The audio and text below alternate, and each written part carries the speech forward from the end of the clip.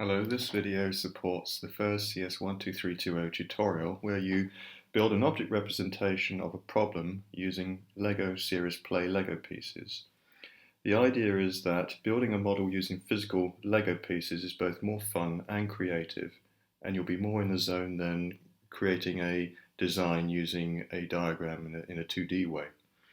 And so you'll be using a 3D tactile representation which uses more senses and helps with learning. For the first tutorial, we are mainly thinking about objects and how they link to one another. In later tutorials, we'll be looking at class diagrams. So let's go through an example. What we can see on the screen here is a simplified version of the problem. So let me just read this through. You are required to design and implement a prototype garage parking control system. The key requirements are that the driver can register their car by providing the license plate number. The system then tells them which space to go to, and the system gives them a parking receipt which they'll need for later on. When they return to the garage, they can collect their car by entering the parking receipt. They're told how much to pay. The driver pays the money and receives an exit token. The driver collects the car and exits via the barrier. Alternatively, drivers can drop off their car at the front door and give their car to a garage attendant who parks the car and gives the driver the parking receipt. And also alternatively, drivers can ask an attendant to collect their car. So let me now go through an actual running version of this, and then I'll show you what the Lego Series Play example would look like. Okay, so here's the garage system, and in the garage system we can register cars. We can use attendants to help us park the car, or we can park the car ourselves as a driver, and then when we come back with the car we can collect the car,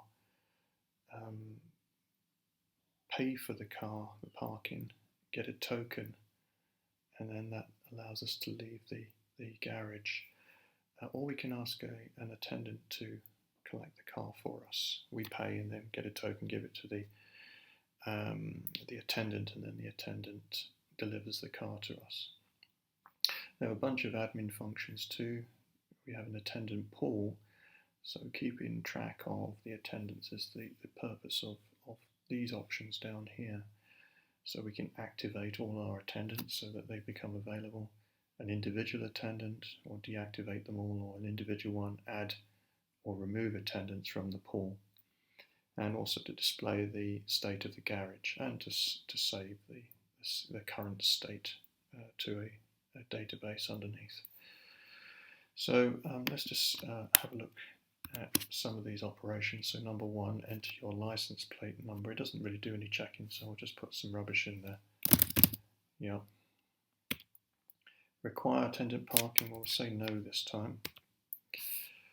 And it tells me what my parking receipt number is, 0009, and so when and also the space to park in. And you can assume at that point that the car has been parked. This is a simulation of the real thing. Actually, if you then display the garage, you can see the attendants, and you can see which spaces are occupied at the moment. Yeah.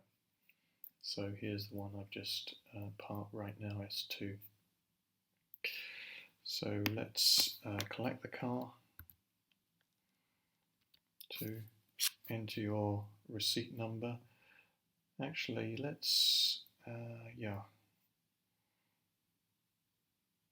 so we'll type in 009, 0009, and we're required to pay £1, which I'll do. Thank you. Require attendant collection, no. And the only other one I'll just do is we'll register a car. This time we use attendant. Some other license plate. This time we'll say yes. And now the attendant is allowed to choose a space. So it's S10 for instance, and the receipts number there is 0010. So this time we'll collect the car using the attendant, enter your receipt number 0010, pay £1, yeah, require attendant collection, yes. Please collect car space from S10, yeah, because it knows that that space is associated with that receipt. Okay, thank you.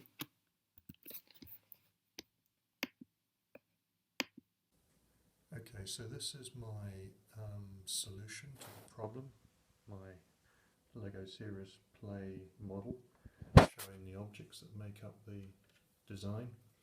So what have we got here? Well, we've got the garage itself, I've represented here. I think the garage has a name, and so I've decided, because we have this name property, that we're going to have an object that represents the whole garage.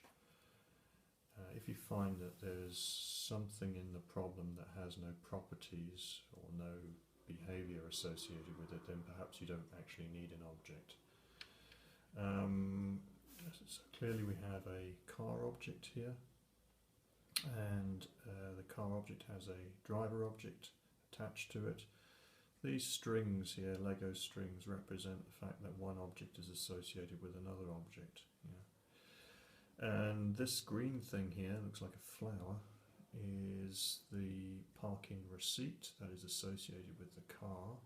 The car is actually parked at the moment, so there, you see this string here, it's associated with the this block over here, which represents a parking space.